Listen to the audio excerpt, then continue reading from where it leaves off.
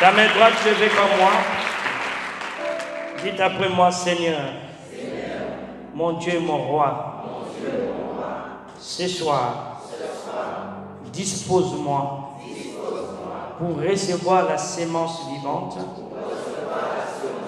qui va transformer ma vie. Je respire la crainte de l'Éternel. J'aspire à ressembler à mon Dieu. Au nom de Jésus-Christ. Amen. Amen. Nous acclamons le Seigneur et nous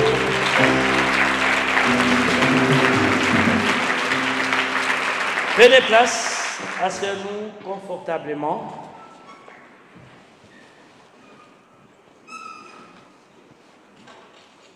Je vais nous inviter à aller dans les livres de Ecclésiaste au chapitre 10,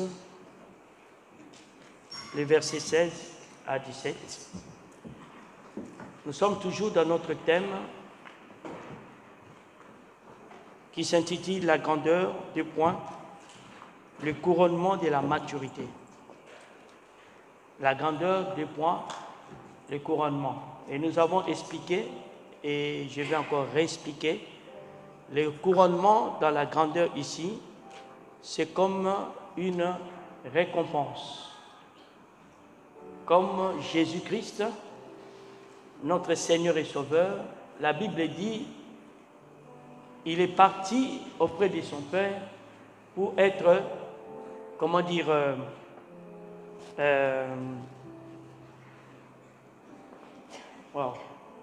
quand on institue un roi, comment on appelle ça? Investi, pour être investi du pouvoir, et il reviendra pour récupérer son Église. Cela veut dire, le but pour lequel Christ est venu, il est parti d'abord pour être investi. C'est-à-dire quand il était sur la terre, il n'était pas investi. Et il reviendra maintenant comme roi, comme le lion de la tribu de Juda, pour récupérer son épouse. Et c'est ce que nous appelons le couronnement. Donc il est parti pour recevoir son couronnement. Et le thème que nous avons abordé depuis le début du mois, ou de l'exercice, c'était le couronnement, 2 points, non plutôt la grandeur, 2 points, le couronnement de la maturité. Et aujourd'hui, je voulais introduire déjà sur la maturité. Amen. C'est pourquoi nous allons lire ces quelques passages qui vont nous aider à comprendre. C'est-à-dire, la grandeur, tu peux jeûner, tu peux prier, tu peux faire tout ce que tu veux. Je le vois tous les jours. Je suis des fois choqué de voir le niveau d'études des gens, mais quand je vois leur fonctionnement, je suis moi-même ébahi. Tu vois leur responsabilité dans la société, mais quand tu es en contact avec eux, je peux vous assurer, sans mépriser les gens, il y a du travail. Il y a du travail. Tu peux voir quelqu'un, il a un bagage intellectuel, il parle même mieux français que toi, il comprend mieux les choses que toi, mais quand tu t'approches de lui, tu trouves qu'il y a un écart en fait. Tu dis cette personne, il n'est pas prêt à que Dieu lui confie certaines choses. Il n'est pas prêt. Et j'aimerais vous dire, Dieu ne peut pas confier n'importe quoi à n'importe qui. C'est sûr que les gens croient, ils s'arrêtent au don, ils s'arrêtent à non. Dieu ne peut pas confier n'importe quoi à n'importe qui. Dieu connaît la valeur de ses affaires. Dieu connaît la valeur de ses créations. C'est nous qui ignorons la valeur de ses créations. La Bible dit, il prend soin des oiseaux du ciel. Pourquoi? Parce qu'il représente quelque chose à ses yeux. Mais après, il dit à l'homme, mais vous valez plus que eux. Ouais, Dieu connaît la valeur. Mais nous, on ne connaît pas. Même pas la valeur de notre don. J'ai un message, je n'ai pas eu l'opportunité de prêcher. J'ai dit, moi je vis de mes dons. Je vis des dons que Dieu m'a donnés. Donc je roule avec une Mercedes parce que je manifeste mes dons. Mais il y a des personnes qui ont le même don que moi qui galèrent. Et quand j'ai dit, je n'ai jamais fait de ça de fonds de commerce. Mais je vis de ça. Je vis vraiment de ça. Donc, et toutes les vies que j'ai, que ce soit ici en Afrique, c'est par rapport à mes dons. Mais il y a des personnes qui ont des dons, mais qui mènent une vie médiocre.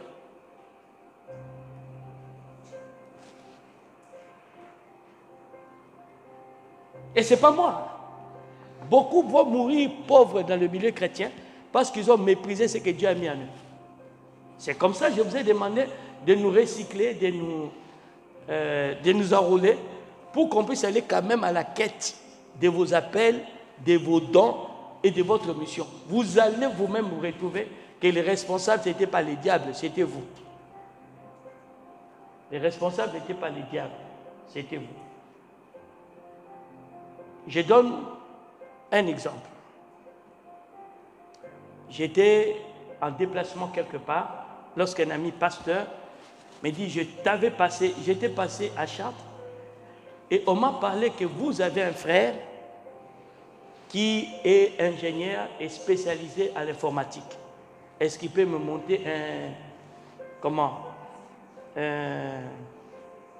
on appelle ça? Comment on appelle ça? Non, pas un programme. Pas logiciel, pour un site internet. Et je vais même un site web. Quand j'ai appris ça, j'ai appelé mon équipe pastorale. J'ai dit, qui a dit à tel que nous avons un ingénieur qui sait le faire? Et ils ne comprenaient pas pourquoi je le disais. Mais toi non plus, tu ne comprends pas. On m'a dit, t'es un tel. Ok. J'ai dit, comment vous savez qu'il est performant quand il n'a jamais fait les sites pour l'église? Donnez-moi une raison, comment vous avez fait la promotion d'une personne qui ne vous a jamais prouvé ses capacités. Or, la personne à qui vous lui présentez, c'est une relation qui m'est chère. Si demain, lui, il fait n'importe quoi, je vais gâcher ma relation. J'ai réprimandé le pasteur.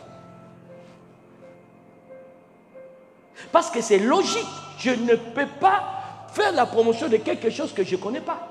Ça engage mon intégrité. Ça engage ma personne. Et si cette personne, homme de Dieu, a pour moi une valeur importante, je ne peux pas lui proposer n'importe quoi. Je ne peux pas. Et c'est comme ça, je vous dis, que beaucoup parmi nous, malgré leur potentiel, ils sont loin d'arriver à la grandeur. Et je vais stopper là. Je vais parler de la maturité. Et vers la fin du mois d'octobre, je reviens sur la grandeur, je clôture mon message. Tu n'es pas là où tu es par hasard. Nous allons lire les passages bibliques. Ecclésiaste, j'avais dit combien? 10. On y va? On va lire 3 portions et puis nous allons attaquer. Versets 16 et 17. Ecclésiaste 10, versets 16 et 17. Malheur à toi, pays dont le roi est un enfant, et dont les princes mangent dès le matin. Heureux toi, pays dont le roi est de race illustre, et dont les princes mangent au temps convenable, pour soutenir leur force, et non pour se livrer à la boisson. Ok. On revient au verset 16. Ecclésiaste, il veut dire prédicateur. Donc, il donne un enseignement. C'est pas Salomon. Il dit, malheur à toi, malheur à toi, malheur à toi Guadeloupe, malheur à toi arbre de vie, malheur à toi telle famille, dont le leader, dont le gestionnaire, dont celui qui est à la tête est un enfant. Même s'il a les fonctions du roi, malheur à toi lorsqu'il est gamin. Ici, on ne parle pas par rapport à l'âge, on parle par rapport à la maturité. On peut le transformer sur lui, malheur au pays, malheur à l'entreprise, malheur à la famille, dont le roi, c'est-à-dire celui qui est à la tête, est immature. C'est-à-dire, si nous avons des gens matures à la louange, l'apôtre ne viendra pas. Impossible. Ah, si j'ai quelqu'un de mature quelque part, je ne viendrai pas. J'étais au Moule, en tout cas, je suis sorti de là totalement bluffé, fier aussi. J'étais fier de moi, j'ai dit, j'ai vraiment une fille spirituelle. Tu défends bien les drapeaux, ma fille. Et tu peux savoir vraiment l'apôtre fier de toi. Il faut dire les choses comme ils sont. Il faut dire les choses comme il faut. Malheur à une institution, dans la tête, il y a une personne immature. Malheur veut dire quoi? Il y a une malédiction. Il y aura des sérieux problèmes. Il y aura des conflits. Il y aura des crises. Il y aura que des incompétences, des complications. Parce qu'à la tête de cette institution, il y a une personne immature. Oh, je peux même aller plus loin. Malheur à la vie dont le propriétaire est immature. C'est-à-dire, Dieu te donne la vie, mais tu es immature. Tu ne peux que vivre des malheurs. Tu ne verras pas les dangers arriver. Car la Bible dit, un homme sage voit le mal arriver de loin. Tu ne le verras pas arriver. Tu ne seras pas bien-aimé, prudent dans la vie. Parce que tu n'es pas mature. Dieu t'a donné. Vous savez que la vie, c'est toute une entreprise. La vie, c'est toute une entreprise. J'ai le privilège d'être écouté par ma chère et tendre épouse, la prophétesse. Aujourd'hui, je l'expliquais, on discutait sur un point. Elle m'a dit quelque chose.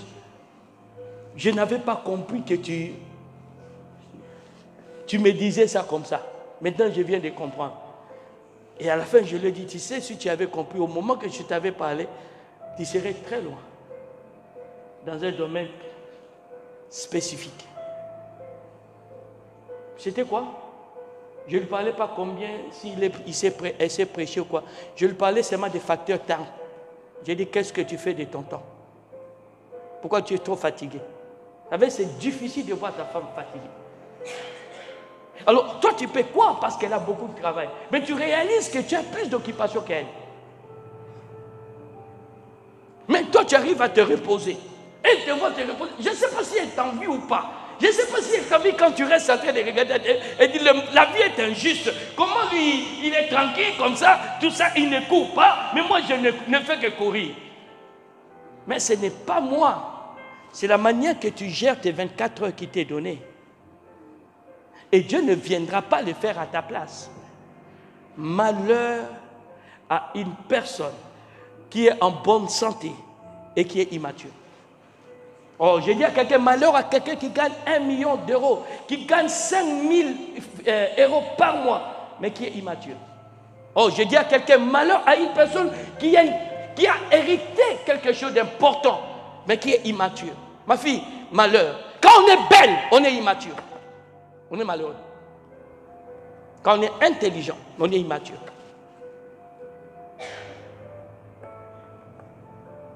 Malheur.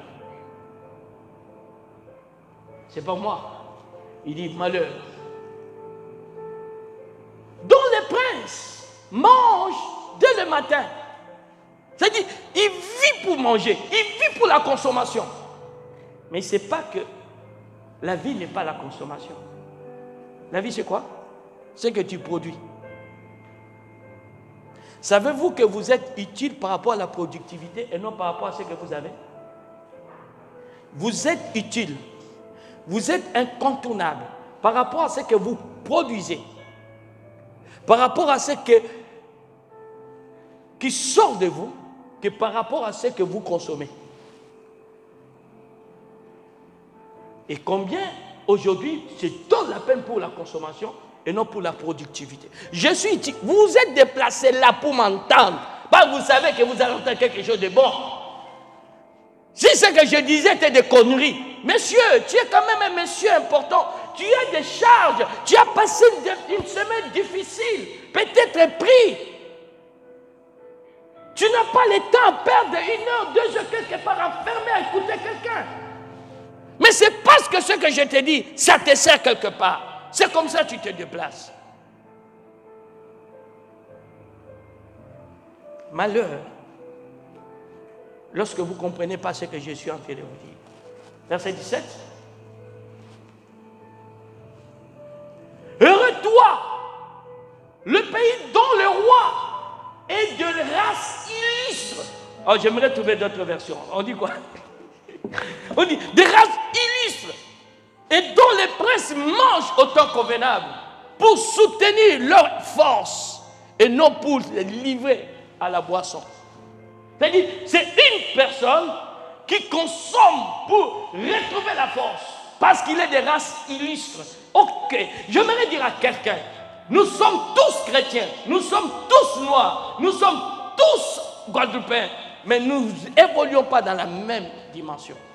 Nous ne sommes pas tous de la même classe. Et moi, ma prière est que cette année, tout membre d'Arbre de Vie devient une race illustre. Trouvez-moi une autre version, s'il te plaît. J'aime bien qu'on trouve une autre version, parce qu'il y a des mots, vous avez l'impression de connaître, mais vous ne connaissez pas. Tu as trouvé, ma fille? On dit quoi? Et de naissance noble. Heureux le pays dont le roi est de naissance noble. Qui d'autre a trouvé différent? Naissance noble.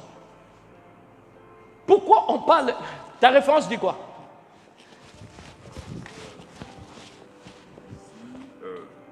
Une famille dirigeante. Et c'est une famille dirigeante. Une famille dirigeante. Ou alors, dans Parole de Vie, pour un roi, un fils de notable, et dont les ministres n'ont pas beaucoup. Ok. J'aimerais vous dire pourquoi on parle d'une famille, une race illustre, une famille noble, une famille royale. Un roi, un roi, il sait qu'il sera successeur dès son enfance. On appelle ce prince héritier. À partir de ce moment-là, depuis son enfance, on commence à l'inculquer, à le former pour être roi. Parce qu'on s'est dit, le roi peut mourir à tout âge. Donc, il faut qu'il soit capable de gérer le royaume pour l'intérêt du royaume. Nos pays africains souffrent pourquoi? Tout simplement parce qu'à la tête de nos pays, il y a des gens qui sont immatures, qui croient que la vie consiste à avoir plus d'argent que les autres. C'est-à-dire, quand il accède au pouvoir, il est ministre quelque part, ce n'est pas pour servir le peuple, mais c'est pour servir son ventre. Alors, ce qui fait que même son entourage, ses gardes du corps, ce n'est pas quelque chose que j'ai entendu, j'ai vécu. Son garde du corps devient dangereux sur lui. Moi-même, j'ai dit, comment dire, suspends mon garde du corps. C'est-à-dire, vous ne savez pas, j'ai des gardes du corps. Hein? Mais de vrai. Un jour, je sors de l'hôtel, je pars à l'agence Air France pour confirmer mon voyage. Je vois tout d'un coup une dame venir m'embrasser, faire comme si elle me connaissait. Et dit, moi, tu ne me connais pas? Moi, j'ai dit, je ne connais pas, madame. Qu'est-ce que... Oh, non, non, non, et cite mon nom. J'étais conscient qu'elle me connaissait. Parce qu'elle me cite mon nom, vous venez de l'Europe. J'ai dit, mais connais, pasteur. J'ai dit, mais c'est pas possible, elle me connaît. Mais seulement, elle avait oublié que j'étais un aigle. Et puis, elle me demande, parce que, en tout cas, j'ai perdu mon portefeuille. Peux-tu m'acheter de l'eau? Mais je suis dans un hôtel 5 ou je ne sais pas combien d'étoiles. Mais VIP. Mais il me dit, il a perdu, ça peut arriver. Est-ce que je peux prendre, tu peux m'acheter de l'eau? J'ai dit, il n'y a pas de problème. Va à la réception, tu leur dis, monsieur tel, me demande que si vous pouvez me servir. Comme on me connaît dans cet hôtel, je sais qu'ils ne vont même pas faire la grève. Ils vont lui servir de l'eau. Écoutez la dame. Il dit, non, moi, je n'aime pas l'eau de l'hôtel, j'aime l'eau de l'extérieur. Donc, j'ai compris tout de suite, c'est un mendiant, une mendiante qui est venue là pour me prendre de l'argent. Est-ce que vous comprenez? La question que je me suis posée, qui lui a dit qui je suis? La question que je me suis posée, qui lui a dit qui je suis? Ça ne doit pas être les gens de la réception. Et quand j'ai fait des enquêtes, j'ai trouvé c'est mon garde du corps. Pour me soutirer de l'argent, il touchait des gens qui étaient autour de lui et il leur donnait des informations. Malheur au pays dont le prince est des races. Et donc, heureux plutôt le pays dont le prince est des races illustres. J'ai tout de suite compris. Je me suis protégé. Et après, je posais la question. J'ai dit, mais qu'est-ce qui fait que cet homme que je paye bien, qu'il est là, donc là je suis ici, lui il est payé. Chaque mois, il est payé. Moi je suis ici. Je le vais répéter une fois par mois, par an. Mais qu'est-ce qui fait? Il peut être méchant comme ça. Qui sait pourquoi? La crise. Il vit dans un pays où le chef ne s'occupe pas des autres. ils s'occupent de leur ventre. Vous savez, quand vous êtes leader, on vous met dans une poste de responsabilité, ancien, diacre, responsable de. Automatiquement, tu ne vis plus pour toi. Tu commences à vivre pour tous les autres. Ce n'est pas un titre, c'est une responsabilité. Ce n'est pas plutôt, oui, ce n'est pas un titre, c'est une responsabilité. Puis-je continuer? Est-ce que je peux continuer? Oh, j'attendais quelqu'un dire continue, homme de Dieu. Non, vous ne m'avez pas dit continue, homme de Dieu. Maintenant, allons dans Galates. Galates au chapitre 4, verset 1.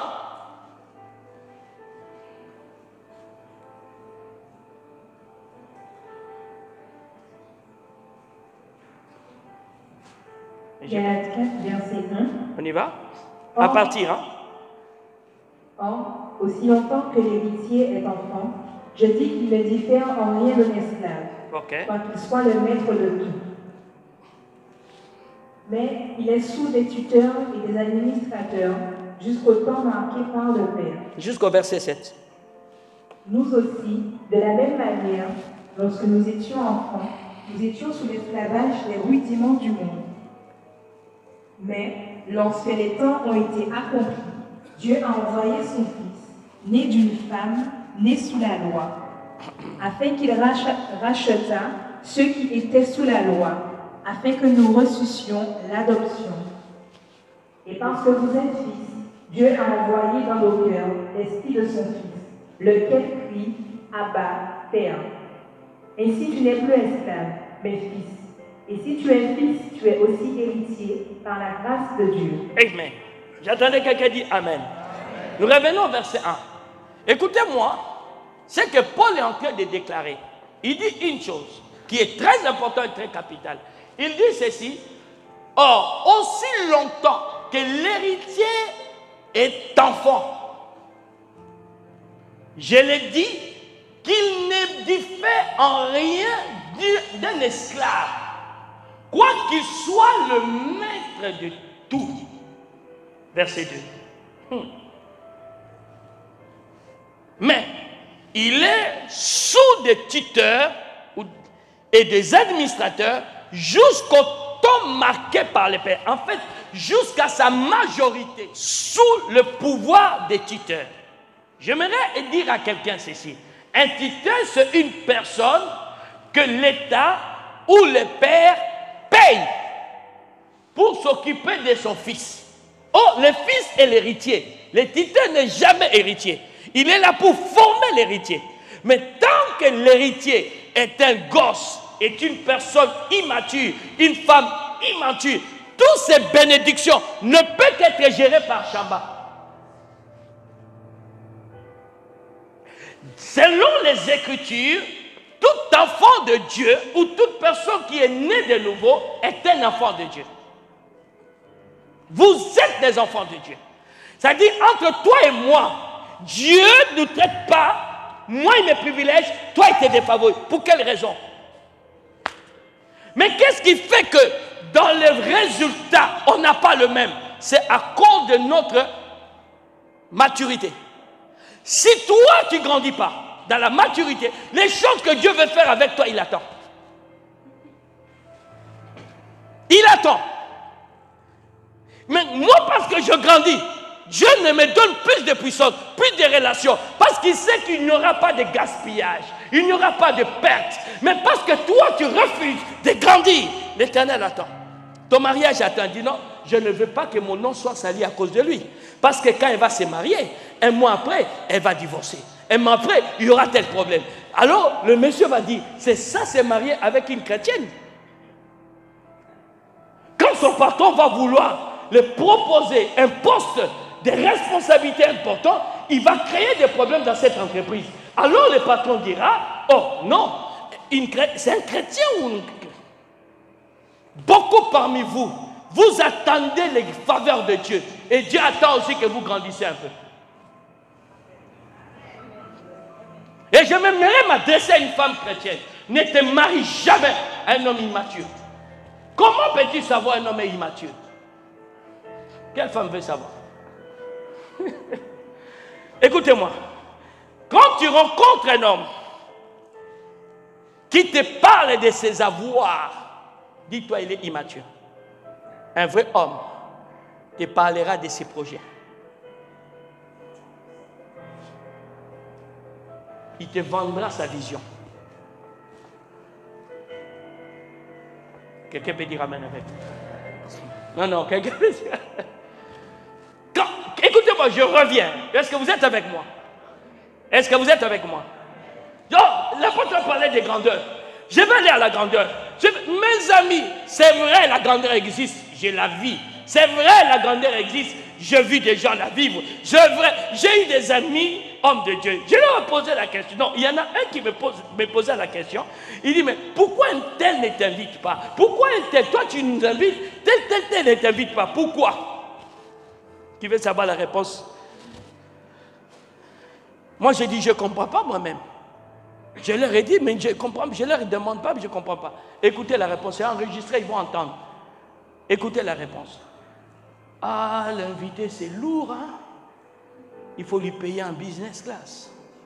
Il faut des hôtels à telle chose.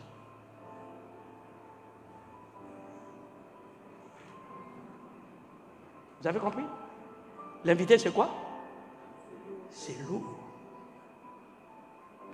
Ça, c'est ce que tous les... C'est-à-dire, ils préfèrent que j'ai mon billet. Je suis en métropole. Et puis là...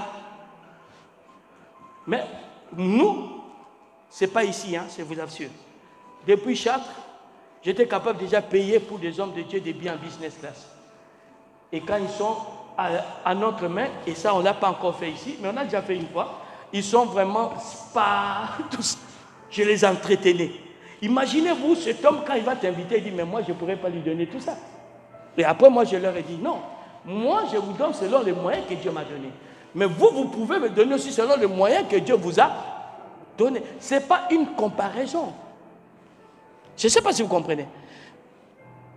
Écoutez-moi, bien-aimé. Il y a un niveau que Dieu veut t'amener et il attend que tu grandisses un peu. Vous n'êtes pas des héritiers des illusions. Bien-aimé, je répète, vous n'êtes pas des héritiers des illusions. Où Dieu vous fait rêver, il ne va pas arriver. C'est faux. Vous n'êtes pas les héritiers des illusions. Vous êtes héritiers de véritables héritages. Le premier signe qui te montre, tu es programmé pour l'héritage, je vais te le révéler aujourd'hui. Il faut ça, filmer ça. Le premier signe qui te montre que tu es, comment j'ai dit tout à l'heure? Comment? Hein? Tu es programmé pour un héritage. Je vais vous le montrer. Qui veut le trouver? Premier signe qui te montre que les autres choses qui te restent, Dieu te les donnera. Vous allez les découvrir aujourd'hui. Restez assis. Ne tombe pas. Ok. Tu veux savoir ça, non? Toi aussi, tu veux les savoir. Tu veux les savoir. Vous voulez les savoir. Ok. Nous sommes dans Romains chapitre 8. Nous allons lire à partir du verset 16. On va revenir ici. Hein. Le premier signe qui te montre, tu es programmé pour un héritage. Vous allez le découvrir. On y va? L'Esprit lui-même rend témoignage à notre esprit que nous sommes enfants de Dieu. Or, si nous sommes enfants, nous sommes aussi héritiers. Héritiers de Dieu et co-héritiers de Christ. Si toutefois nous souffrons avec... On va commencer par le verset 14. J'ai commencé un peu. Verset 14 jusqu'au verset 17. Excusez-moi. Romains 8, verset 14 à 17. Car tous ceux qui sont conduits par l'Esprit de Dieu sont fils de Dieu. Et vous n'avez point reçu un esprit de servitude. Qu'est-ce qu'on vous dit? Vous n'avez pas reçu. Donc, l'héritage clé, c'est le baptême du Saint-Esprit. Quand tu l'as, tu as l'argent. Quand tu l'as, tu as des villas. Quand tu l'as, tu as le mariage. Quand tu l'as, tu as tout. Tu as tout. Dès que tu as le Saint-Esprit, tu as tout. Mais imagine que tu parles la langue. Tu es malheureux. À cause d'immaturité. La chose, quand tu l'as, tu sais que tu as tout de Dieu. C'est le Saint-Esprit. On vous a jamais enseigné ça? Pour noter ça aujourd'hui. Quand tu parles la langue, tu as tout de Dieu. Tu as de belles maisons, tu as le plus beau mariage, tu as une vie appréciable. Philippe, tu ne le savais pas?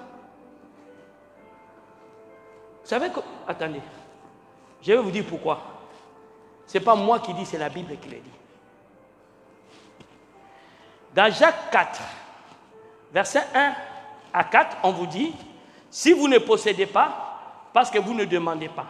Si vous demandez, vous ne possédez pas, parce que vous demandez mal, dans le but de satisfaire vos passions.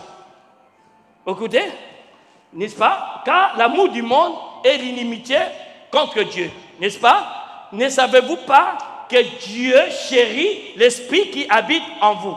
Vous ne comprenez pas qu'il vous a donné l'esprit avant de vous donner le mariage. Il vous a donné l'esprit avant de vous donner la promotion. Il vous a donné l'esprit et il vous a donné ça avant tout. Et il chérit ça. Dieu ne chérit pas ta promotion. Dieu ne chérit pas ton mariage. Il chérit son esprit. Il te le donne. Avec l'esprit, tu as tout. Maintenant, vous avez compris? Ce n'est pas fini. Dit l'homme de Dieu prêche. 1 Corinthiens 2, verset 12.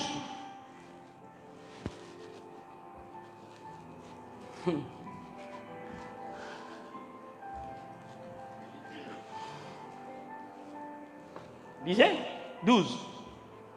1 Corinthiens 2, verset 12. En nous, nous n'avons pas reçu l'esprit du monde, mais l'esprit qui vient de Dieu, afin que nous connaissions les choses que Dieu nous a données par sa grâce. Sorry. Reprenez verset 9, 10 et verset 12. Emmanuel, tu comprends? Quand tu as le Saint-Esprit, tu as tout. Mais malheureusement, vous avez le Saint-Esprit, vous êtes sans rien. On y va? Lisez. Mais comme il est écrit, ce sont des choses que l'œil n'a point vues, que l'oreille n'a point entendues, et qui ne sont point montées au cœur de l'homme. Des choses que Dieu a préparées pour ceux qui l'aiment. Dieu nous les a révélées par l'Esprit, car l'Esprit sonde tout, même les profondeurs de Dieu. Verset 12. Or nous n'avons pas reçu l'Esprit du monde, mais l'Esprit qui vient de Dieu, afin que nous connaissions les choses que Dieu nous a données par sa grâce. Que Dieu va nous donner ou Dieu nous a donné. Mais qui va nous révéler ces choses? C'est l'Esprit. On ne nous dit pas que vous devez recevoir l'Esprit pour que vous connaissiez ces choses. On dit, vous, c'est une affirmation. Vous avez reçu l'Esprit pour que vous connaissiez les choses que Dieu a préparées ou vous a données. Et les choses là que Dieu vous a données, ce sont des choses temporaires. Mais l'Esprit qu'il vous a donné, il est total. Ils sont de tout, même les profondeurs de Dieu. Quand vous avez l'Esprit de Dieu, vous êtes, comment je peux dire, vous êtes titré pour une vie de qualité. Ce sont des choses que nous autres, on a compris. Ce n'était pas l'histoire de venir faire des aventures à l'église, de trembler, de balbiter. Non, non, non. C'était qu'on a compris que quelque chose venait de se produire dans nos vies. La première expérience que j'ai eue du Saint-Esprit, j'étais avec la prophétesse, j'étais hors la loi, mais on passait, les policiers ne nous voyaient pas. Et quand ceux qui vont nous voir, ils vont nous arrêter, nous étions totalement hors la loi, ils vont me dire, bon, partez, mais ne faites plus ça. Je n'étais pas hors la loi par respect, parce qu'on ignorait. On avait acheté un sommier qu'on a mis sur le toit de la voiture sans le... Hein? On a fermé avec les portières. Donc, on fait passer comme ça. Le policier dit, mais non, monsieur, ça ne se fait pas. Il faut avoir une galerie, quelque chose comme ça. Donc, on est hors la loi. Mais bon, on a passé ce jour-là comme par hasard, plus de contrôle de police. Nous, on passait, ils ne nous voyaient pas. Maintenant, quand on a dit, bon, on va fuir, il y a trop de policiers sur cette route. Quand on a pris conscience, on va fuir. C'est là où ils nous attendaient. Il dit, allez. Il dit, monsieur, descendez. On ne pouvait pas descendre parce que les portes étaient fermées. Donc, on a vu des choses avec Dieu. Après, elle-même, elle a dit, où il mobilise la voiture, où vous laissez la faire. Hein? Mais il dit, bon, partez, ne faites plus ça, ça ne se fait pas. Et c'est seulement après, j'ai compris que c'était une espérance spirituelle que Dieu voulait me faire vivre. Et quand je vois que vous avez le Saint-Esprit et que vous menez une vie de médiocrité, j'ai dit, mais ce peuple ne comprend pas la valeur de ce qu'ils ont reçu. L'esprit que Dieu chérit. Cet esprit, quand il vient en vous, il vous révèle les choses que Dieu vous a données. C'est-à-dire, même quand toi-même, tu ne peux même pas te tromper de mari. Tu ne peux même pas. Parce que l'esprit ne te révèle pas les choses que tu dois avoir, mais les choses que Dieu t'a déjà données. Tu ne peux pas te tromper de là où tu dois vivre. Dieu te révèle les choses que Dieu t'a données. Tu ne peux pas, tu ne peux plus te tromper. Oh, je me suis trompé. Non, ça c'était avant le Saint-Esprit. Quand tu l'as, il te révèle les choses que l'œil n'a pas vues, l'oreille n'a pas entendues, qui ne sont pas montées dans le cœur de l'homme. Mes amis, il est temps qu'on sorte de cette chrétienté médiocre. Nous avons une mission, c'est de témoigner de Jésus-Christ. Et le meilleur témoignage, c'est la vie que nous reflétons autour de nous. C'est que les gens voient, c'est que les gens constatent. Aujourd'hui, quand on nous voit dans la place publique, on a affaire avec les gens responsables, matures, mûrs, ou on a affaire avec les gens dangereux, problématiques. Il y a des choses que Dieu ne te donnera pas à cause de ton immaturité, malgré c'est ton héritage. Parce qu'en Jésus-Christ, vous êtes des héritiers. Si on ne te l'a jamais dit, tu dois le savoir. Et une personne me dit, homme de Dieu, oui, je suis héritier, héritier des promesses de Dieu. Mais regardez ce que la Bible dit concernant ton héritage. 1 Corinthiens 3. Verset 21 jusqu'au verset 23. 1 Corinthiens 3. 1 Corinthiens 3, verset 21 à 23. Que personne d'autre ne mette sa gloire dans les hommes, car tout est à vous. Ok. Car tout est à, dis tout est à moi. Tout est à, tout est à, qu'est-ce qui est en toi? Lisons. Soit Paul, soit Apollos, soit Céphas, soit le monde, soit la vie, soit la mort, soit les choses présentes, soit les choses à venir. Tout est à vous, et vous êtes à Christ, et Christ est à Dieu. Dieu dit, votre héritage est illimité. Tout est à, la terre est à vous, le ciel est à vous. À chaque fois, j'arrive pour la première fois dans un pays, je foule mes pieds, je dis Seigneur, je prends possession de ce pays. Je me dis, même si ce n'est pas moi, Chamba, en os et en chair, qui vivra là-bas, mais au moins un de mes descendants, ou spirituel, ou physique, quand il viendra, il réussira. Parce que j'avais pris la possession en passant. Pas parce que je me fais des illusions, mais je crois à ce que Dieu dit. Il dit, tout est à moi, pourquoi tu veux que je pense autrement? Pourquoi veux-tu que je pense autrement lorsque lui-même, mon créateur, mon libérateur, mon sauveur, me dit tout est à moi, le monde est à moi. Donc quand vous voyez des belles voitures là, c'est à vous, c'est à vous. La belle villa que tu envies, ce n'est pas à ton voisin, c'est à toi. Les beaux enfants sont à vous, les beaux mariages sont à vous. Parce que vous en prenez pas possession, vous ne cherchez pas. Alors les païens le prennent pour que vous voyez au moins que cela existe. Les belles choses sont aux enfants de Dieu. Et quelque chose qui va encore me révolter. Et je pense que ça fera le même effet en toi. Comme ma fille. Elle est confirmée maintenant au test, c'est ça. Au test de l'air ou le test de terre. Tu as vu ce que papa t'a dit est arrivé. Elle est aujourd'hui hors test Air France. Air Caraïbes n'a pas voulu la retenir. Elle vient à Vaudeville. prophétie, encouragement, hôtesse Air France. Donc, elle va sillonner le monde entier maintenant. Elle va sillonner. Mais ma fille, n'oublie pas mes billets. Hein. Quand il y a un... Bon, dis-toi, tu dois prendre des billets. Et ne prends pas des billets. Tu prends pour ta maman, tu penses pour moi. Parce que quand moi je prophétise, elle est pas là. Donc tu penses pour moi. Hein, vous avez droit par an. Mais la Air France, ils sont bizarres. Il faut voyager avec eux. C'est ça. Hein? S'ils ne sont pas là, toi tu ne montes pas. Hein, c'est ça. Ah, donc tu vas commencer à faire des voyages ici seulement. Alléluia, on va diminuer le coût du billet. Quelqu'un peut dire Amen avec moi. La preuve est là. Tout est à nous. Tout est à nous. Et vous devez comprendre cela. Maintenant, je vais vous montrer quelque chose qui va vous révolutionner et qui m'a révolutionné. Qui m'a révolutionné. Qui m'a donné une motivation de la vie chrétienne. Oh, je suis un chrétien motivé. Je suis un enfant de Dieu déterminé. Pas parce que j'ai la plus grande église du monde, mais parce que je jouis des faveurs de Dieu. Parce que je profite de ce que Dieu m'a dit. Je vis ça. Ce n'est pas une illusion, je le vis sérieusement, j'en consomme. Qu'est-ce qui va révolutionner votre foi, votre vie chrétienne? Pourquoi ce qui est en vous, vous ne le possédez pas? Ok, Romains 8.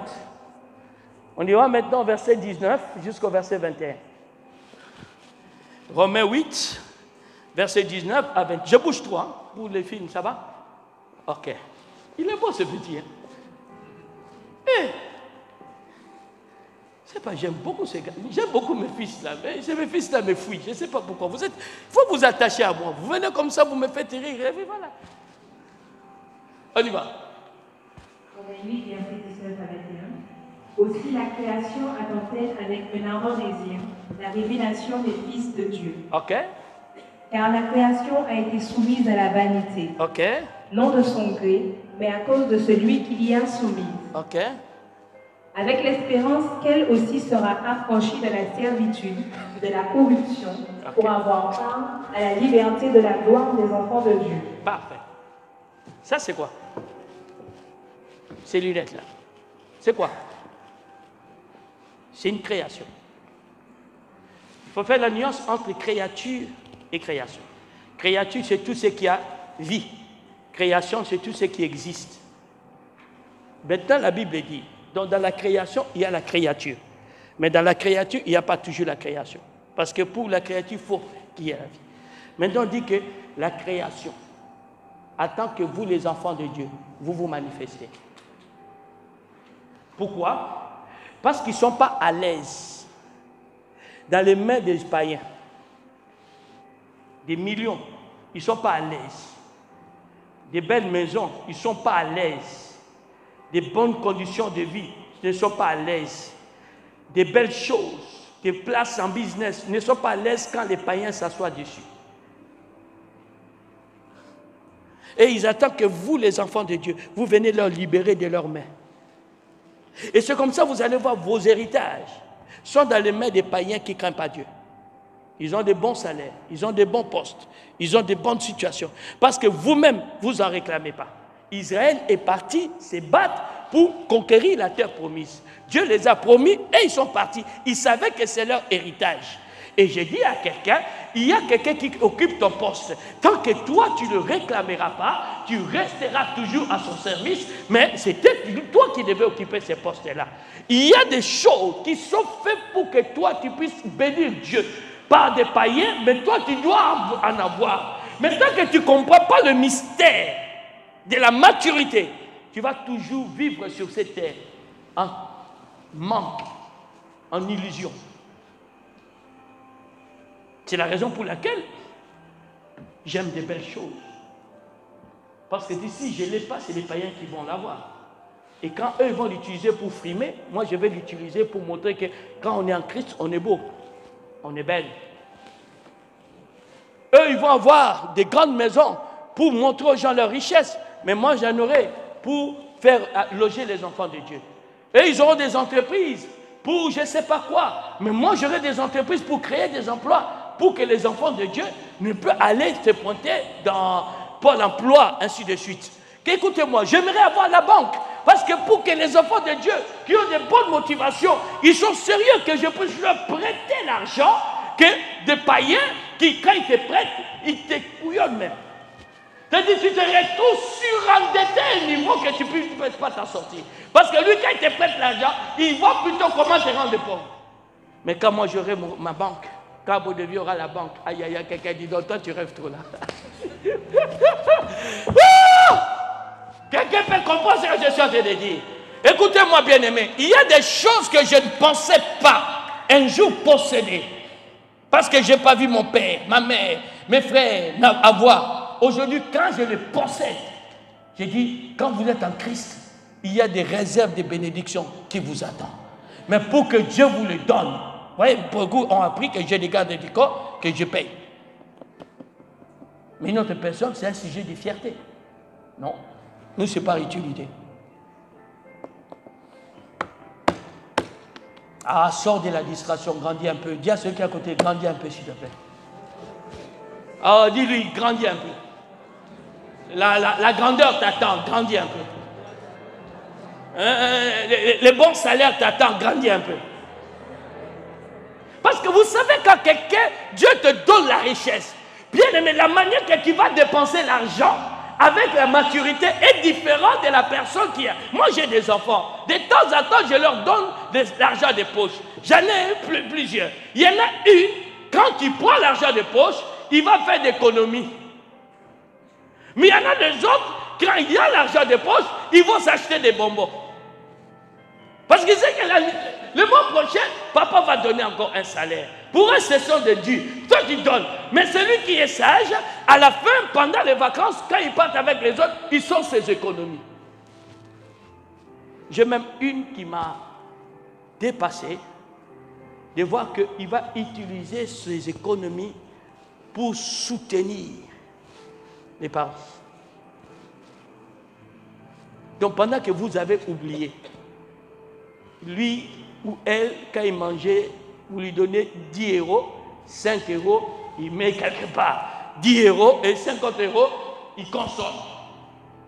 Mais tout d'un coup, pam, vous avez besoin d'argent, prenez.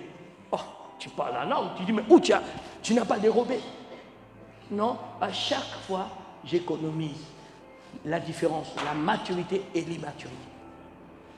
Et c'est comme ça, Dieu a, je ne dirais pas Dieu a peur, Dieu n'a jamais eu peur. Il a des choses à vous donner, mais il ne sait pas ce que vous allez en faire avec.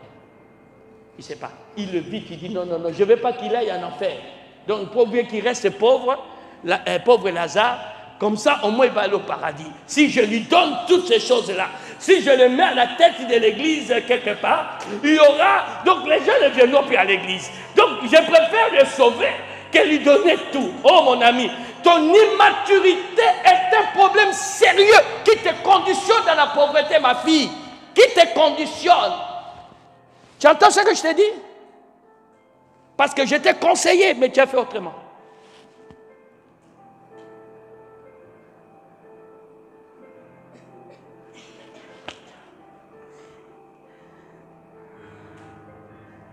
Je suis le professeur de gestion de mon épouse. Il va vous dire ce qu'il vous dit si tu écoutes. Tu vas de l'avant. Parce qu'il le met lui-même en pratique. Et j'ai compris une chose. Dieu ne viendra jamais gérer ce qu'il te donne. Tu as compris ce que je veux dire? Dieu ne viendra jamais gérer ce qu'il te donne.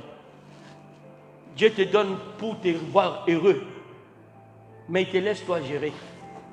Et quand il voit que tu gères mal les choses, et qu'à cause de ces choses, tu deviens comme Adam, chassé d'Éden à cause d'immaturité. Il a tout ce que nous on aspire. Il a tout ce que nous on veut. Il avait tout ça. Il régnait seul sur la terre. Mais il a quand même... Oh là là là, ça c'était l'espoir. Il a quand même cherché à décevoir Dieu. Et il s'est retrouvé le jour au lendemain en dehors d'Éden, à cause de l'immaturité. Mais quand le deuxième Adam vient à la personne de Jésus, écoute ce que la Bible dit. Écoutons ce que la Bible dit. Le deuxième Adam vient à la personne de qui? Le premier Adam Je ne sais pas combien, la Bible ne nous donne pas combien de délais quand il a passé à Éden. Mais la Bible nous dit qu'il a été chassé comme un voleur.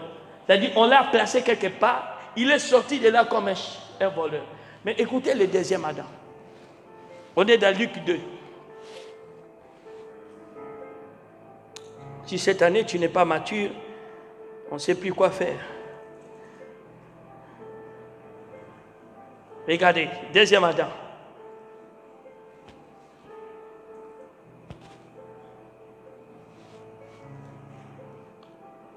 Verset 46 jusqu'au verset 52. Suivez ça s'il vous plaît. Deuxième Adam.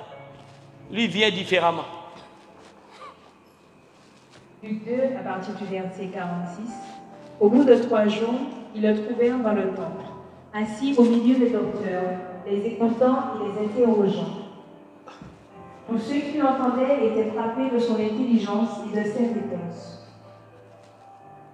Quand ses parents le virent, ils furent saisis d'étonnement, et sa mère lui dit, « Mon enfant, pourquoi as-tu agi de la sorte avec nous?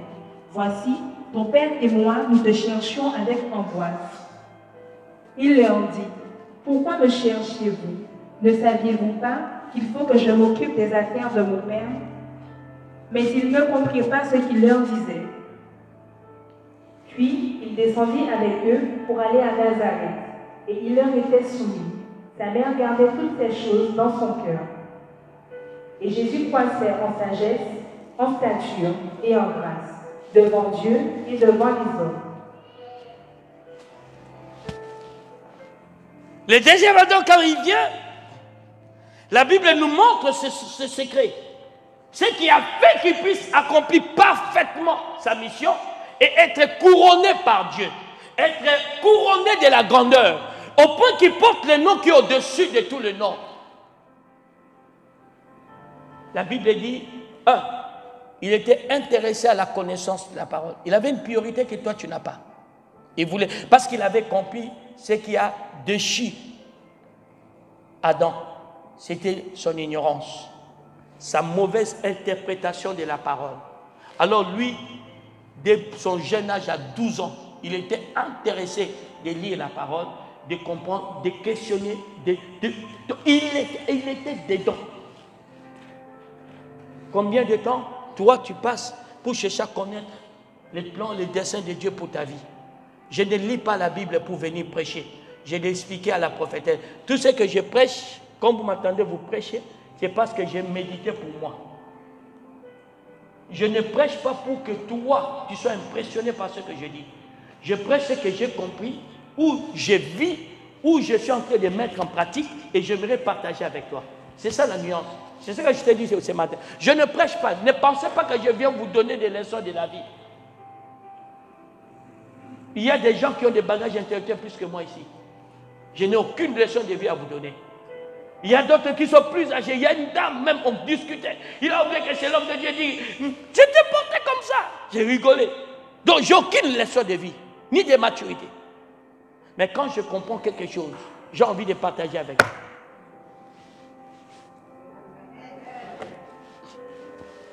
Il était intéressé. Deuxième chose, il voulait voir l'œuvre de son père avancer. Il dit, je suis venu m'occuper des affaires de mon père. Or, le premier Adam, ce n'est pas le cas. Le premier Adam voulait être à la place de son père.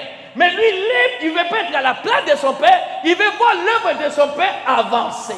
Je suis venu m'occuper des affaires de mon père. Ce ne sont pas mes affaires. Ce sont ses affaires. Moi, je viens m'occuper de ça.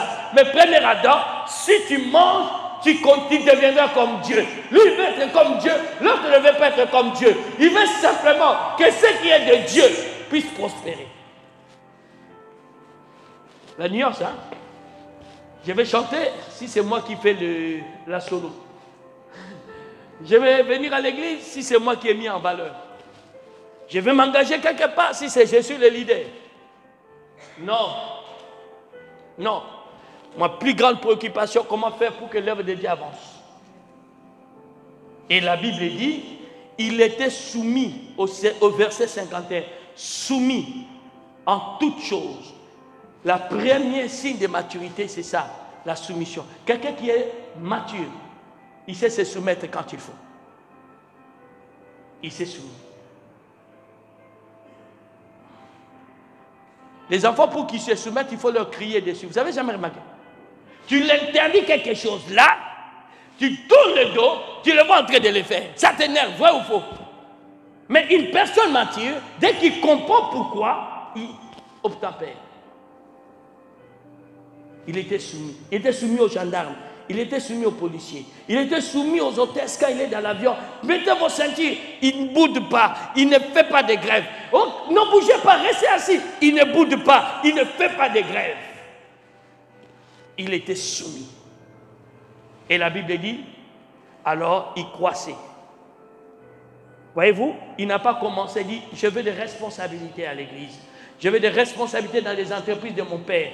Vous savez, le nouveau patron de Bouygues, il a commencé, c'est l'héritier de Bouygues, il a commencé comme monsieur tout le monde, au bas d'échelon. Bouygues, c'est une des plus grandes entreprises. Ne voyez pas casser mal les téléphones, hein?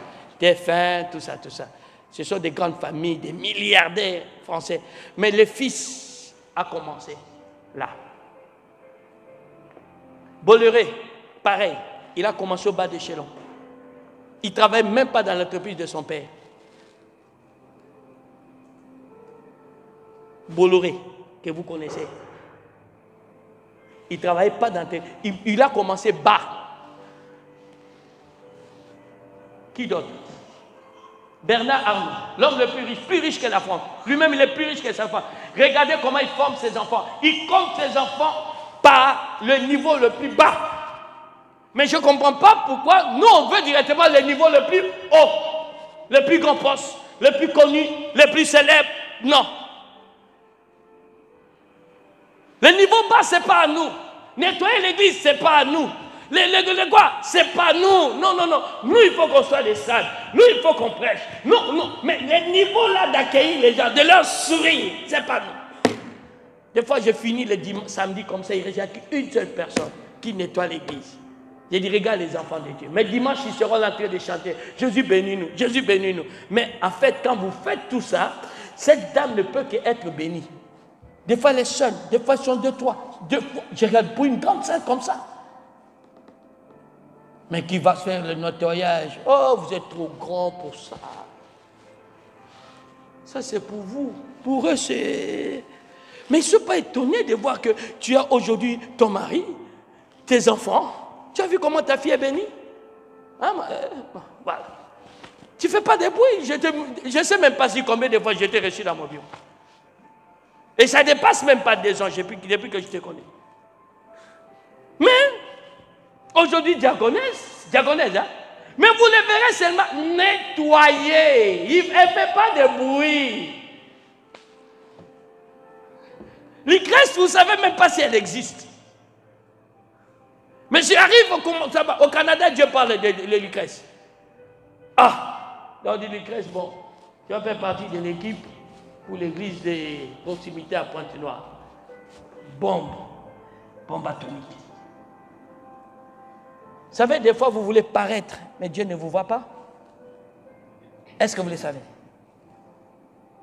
À cause de l'orgueil, il était soumis. Si on lui dit aujourd'hui jeûne, il jeûne. Si on lui dit aujourd'hui prie, il prie. Et la Bible dit qu'il veillait à grandir. Tant qu'il n'avait pas 30 ans, il n'est pas parti se présenter pour le baptême. Tant qu'il n'avait pas 30 ans, il n'a pas dit je commence le ministère. Tant qu'il n'avait... il attend qu'il arrive dans la maturité. Et que son père puisse dire le temps est arrivé pour que tu accèdes à l'héritage. C'est maintenant, il parle lui-même, s'est présenté devant Jean-Baptiste. Il était programmé. Pour finir, psaume 82. Et psaume 80, verset 12. Excusez-moi. Psaume 90, verset 12.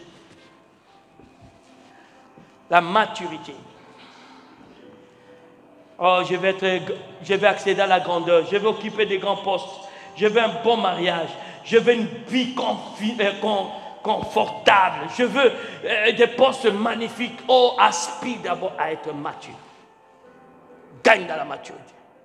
Vous verrez la première chose. Je vais vous donner d'autres critères après. C'est tout un enseignement qu'on a. On y va, ma fille.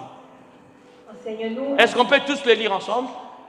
Tous ensemble. 1, 2 et 3. Enseigne-nous à bien compter nos jours, afin que nous appliquions notre cœur à la sagesse.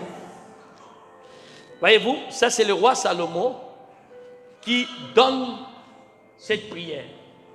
Il dit à Dieu, apprends-moi à faire avec le temps, avec le timing, le temps que tu m'as donné, afin que je puisse appliquer mon cœur dans la sagesse, ou afin que je puisse agir avec maturité. Bien aimé, pourquoi Salomon le dit? J'aimerais vous expliquer, vous situer le contexte de Salomon. Salomon succède à son père à l'âge de 20 ans. À quel âge? À 20 ans. Il est comment? Trop jeune. Et quand il se met à prier Dieu, après son investiture, maintenant, il va prier Dieu. Dieu se révèle à lui dans une vision. Et lui, il a donné des sacrifices de 1000 taureaux. Et 1000, voilà, 1000. Il a fait un sacrifice extraordinaire. Et Dieu lui se révèle. Après le sacrifice, Dieu se révèle à Salomon. Écoutez Dieu.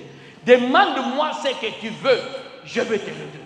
Oh mon Dieu, mon roi. Imagine-toi le créateur des cieux et de la terre t'apparaît et te dit, demande-moi ce que tu veux, je vais te donner. Certains, les gens qui sont haineux, ils vont dire, la mort de mes ennemis. Les gens qui sont cupides vont dire, toutes les banques du monde. Les gens qui sont avares, chacun va demander. Mais écoutez Salomon, je veux la sagesse et l'intelligence pour diriger ce peuple. Tu m'as pris un jeune homme comme moi, tu m'as placé là. Alors, donne-moi la sagesse et l'intelligence. J'aimerais expliquer à quelqu'un ce qu'il a voulu dire. Dans le mot juif, le mot intelligence veut dire la réflexion. Donne-moi la capacité de faire travailler ma tête. Une autre, comment on appelle ça? Interprétation, ça veut dire, donne-moi la capacité de comprendre ce que tu as à me dire. La capacité. Troisième définition de l'intelligence, donne-moi l'habilité de faire. Rends-moi habile. Est-ce que vous avez compris les différentes définitions de l'intelligence? Oui, je suis allé vite. L'habilité. Quoi encore? La réflexion. Quoi encore? Comment? La capacité d'écouter, de comprendre. Quand on me dit fais ça, je ne fais pas parce qu'il faut faire, je comprends ce qu'on a dit de faire. Ok? Et après il demande la sagesse. Et quand j'ai vu la sagesse, il y a quelque chose qui m'a révolutionné dans la sagesse. La Bible dit, la sagesse était dès le commencement avec Dieu. Dites avec moi, allez dans, comment? Proverbe 4.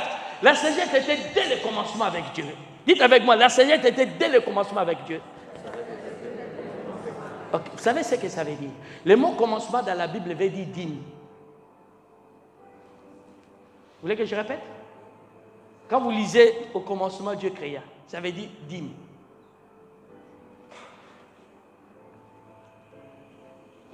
Ça veut dire quoi? Dîme. Ça dit Dieu, c'est que Dieu prélève pour lui. Au commencement, allez, non, c'est long, hein? C'est tous les chapitres 4 là. Il y a quelque chose qu'on dit sur la sagesse, quand on finit, il faut le chérir, il faut le chouchouter comme une femme. Après, on dit parce que la sagesse va t'élever. Il va faire quoi? Elle va t'élever.